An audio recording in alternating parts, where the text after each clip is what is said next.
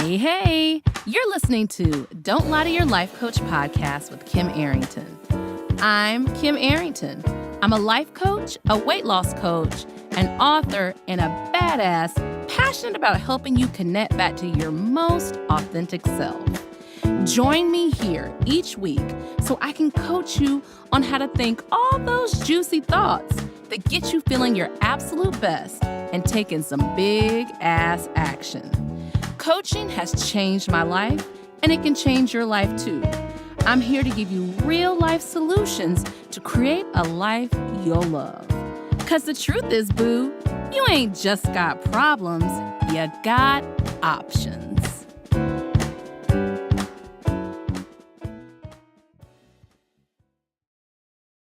Hey, how y'all doing today? Hi. So this is going to be funny because I'm going to really try to go between multiple screens today because I didn't do my traditional note taking. We are talking about, drum roll, what you're getting so wrong about overeating. Okay, what you're getting so wrong about overeating. I have been knee-deep in creating an online course that is going to help you learn about how to stop overeating. If you stop overeating, you are way more likely to lose weight. And also the little zinger on the end is to gain yourself back, okay? So I am knee-deep, quad deep, thigh deep, chest deep in this course. And I'm literally going to read to you from a couple of slides I've created because I'm an expert in weight loss. I'm an expert in learning how to stop overeating because I never thought I was going to be able to. And I have. Remember, I'm the person who used to sit across from you at the table, eat all my food, and then if you had food left over, I would eat your food, okay? And that is something that started for me when I was very young. I got a lot of attention for how much food I could eat. And what do kids want? They want more attention, right? And even in high school, we'd have a kind of lunch, like the Otis Spunkmeyer cookies. And although I did help, bring in a salad bar at the school at some point. I actually love salads. I love salad bars, stuff like that. But those kind of lunches where it was like French fries and cookies, whatever. And then we go to Wendy's after and I get my 2 junior bacon cheeseburgers, fries, drink, and then have dinner, And so a lot of really kind of, ill thought out eating habits that eventually, caught up with me. And, but I was able to kind of maintain my weight. I would exercise and go on whatever the latest diet thing was. Of course, I've done the counting. I've counted. I've done all the stuff. I've eaten mainly no grain. Notice how I'm not saying the names of these. I've done a lot of different, the doctor who came up with the fast and the doctor who came up with the diet where you went into ketosis. I done it all. The shakes. I had a shake. One time the gas pain was so bad, I thought I was going to die. Okay.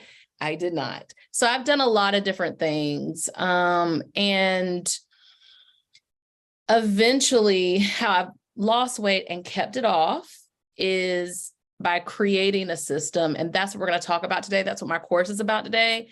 Like, honestly, you guys, I am getting out of the one-on-one coaching game. Like, I'm going to have very limited slots about one-on-one coaching. So if you want to get on my one-on-one coaching right now, this is the time to do it.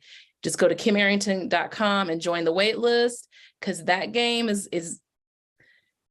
that's coming to an end.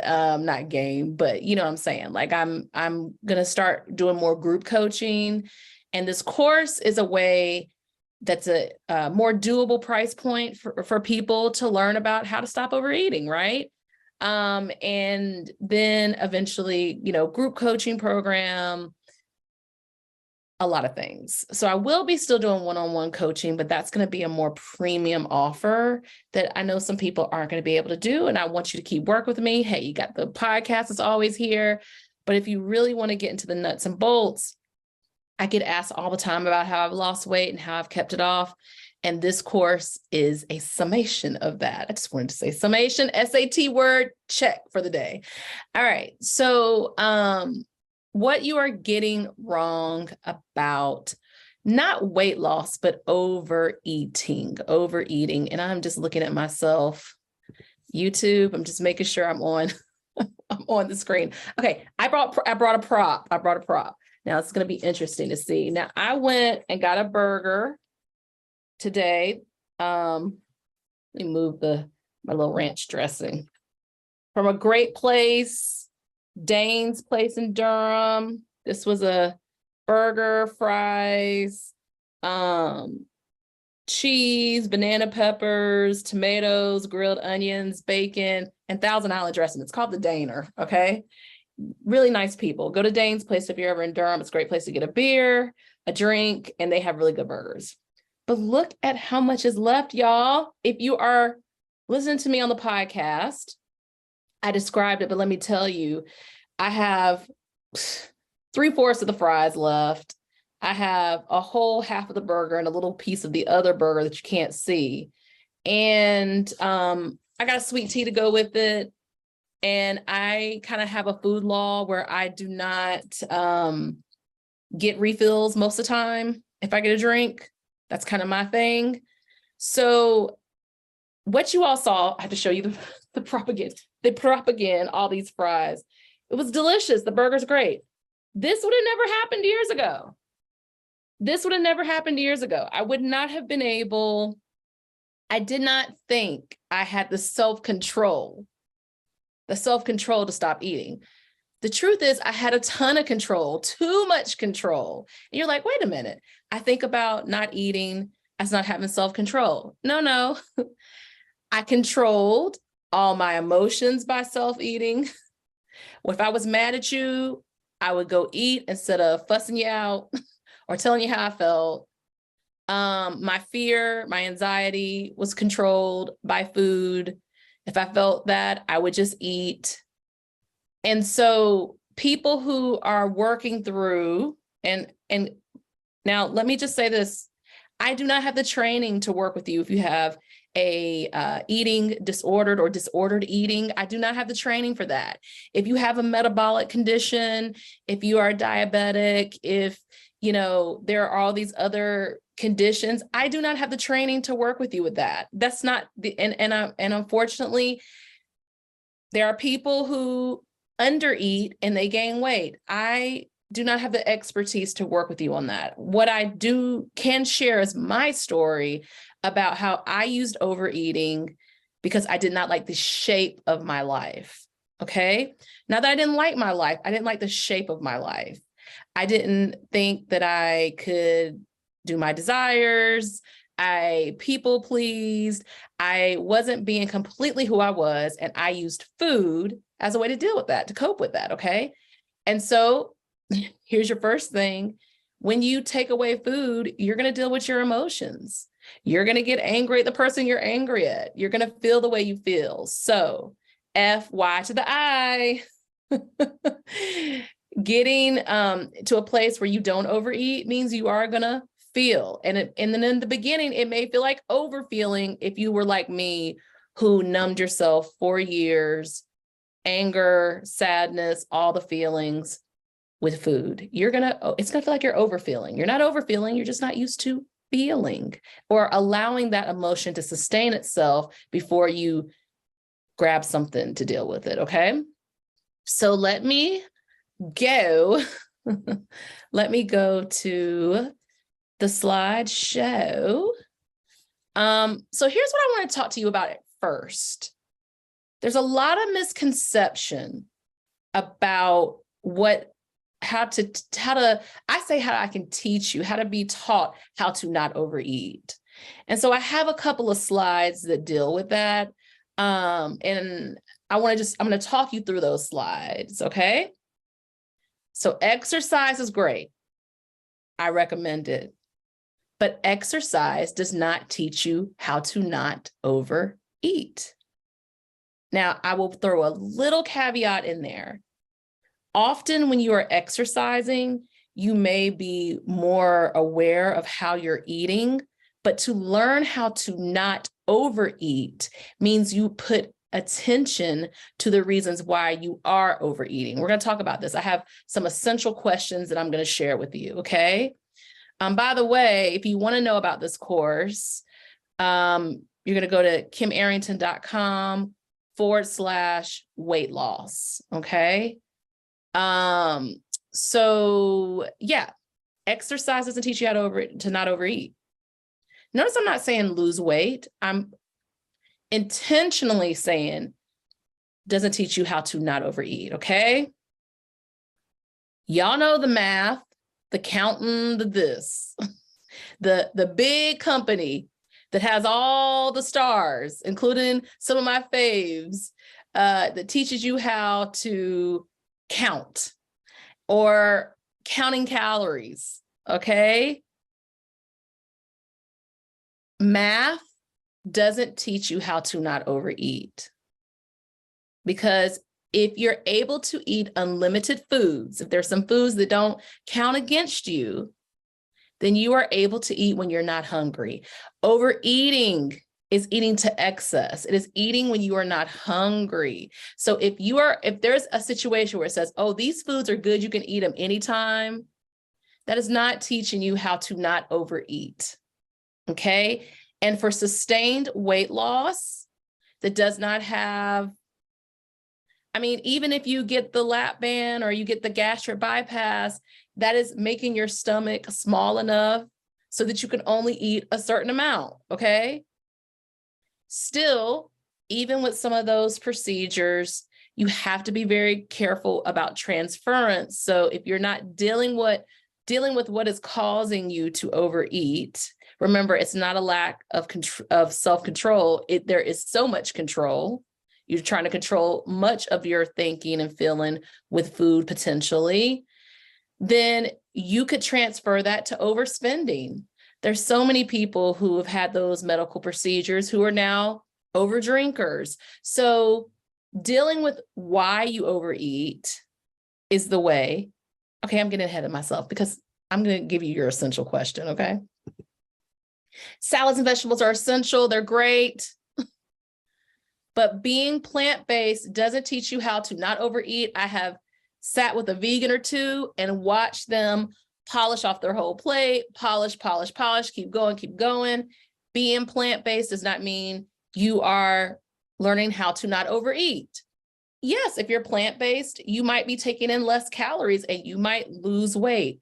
But we're talking about lasting weight loss, and that is teaching you how to not overeat. All right, so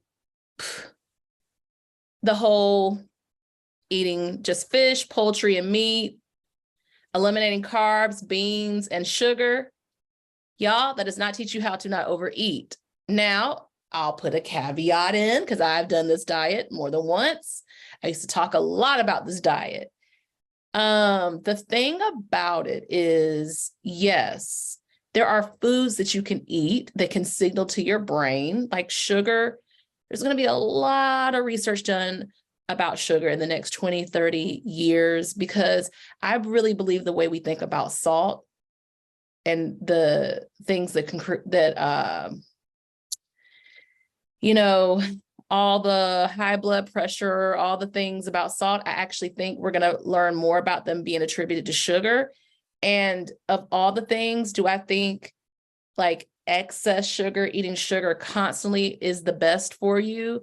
No, sugar creates inflammation. Do I think you are going to do you have to get rid of never eating birthday cake again? No, I think that when you learn how to not overeat, then you are also learning how to not overeat things that are very sugary. Okay. So remember, eating the fish, the poultry, meat, they're great. They do not teach you how to not overeat, okay? Meal prepping is wonderful. It's great. But if you're finishing all your meal because it's there and you're like, hey, this is only this many calorie meal, and, I'm going to finish it all because it's there. If you are eating it because it's there and you're not still hungry, it does not teach you how to not overeat.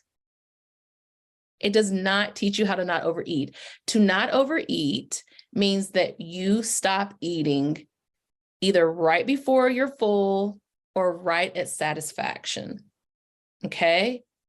And the reason why I say right before you're full is because we know our brains have to catch up with our stomachs. This is scientifically documented, because I am not a dietitian and I'm not a nutritionist either. Okay? Never claimed to be, but have I helped clients learn how to lose weight and to stop overeating? Yes. Have I taught myself how to stop overeating? Yes. Does overeating lead to weight loss in most people? Yes. The only exceptions I would say are for some certain hormonal conditions.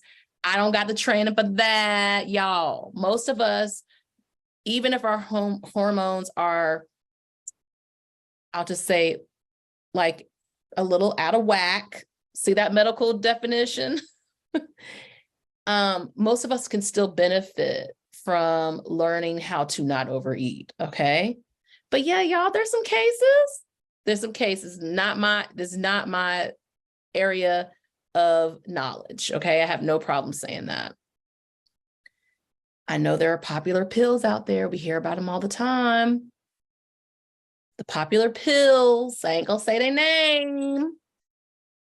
If your appetite is suppressed by something that is not you recognizing your natural cues of hunger, then it is not teaching you how to not overeat. Yes, you may be eating less because of suppression, but what happens when you stop taking the pills? What happens when you stop eliminating the carbs, beans, and sugar? What happens when you can't sustain being plant-based? Hey, some people do, but that's the work that those people are. I have a lot of respect for it, but what happens when you don't do that? I know plenty of people who started out and their lifestyles were like, I can't make, I don't got the time. I'm not making the time to make mushroom fried chicken. Okay. Counting calories, doing math all the time. Exercise. Honestly, exercise has so many benefits, from strength to stress management, to reducing inflammation. There's a whole list of things. But at my age of 46, even though I do exercise significantly more than most people, I'm not going to exercise to the point where it so reduces my calories that it makes a huge impact. I know for my sustained weight loss, my sustained ability to eat what I want, it is because I do not predominantly overeat.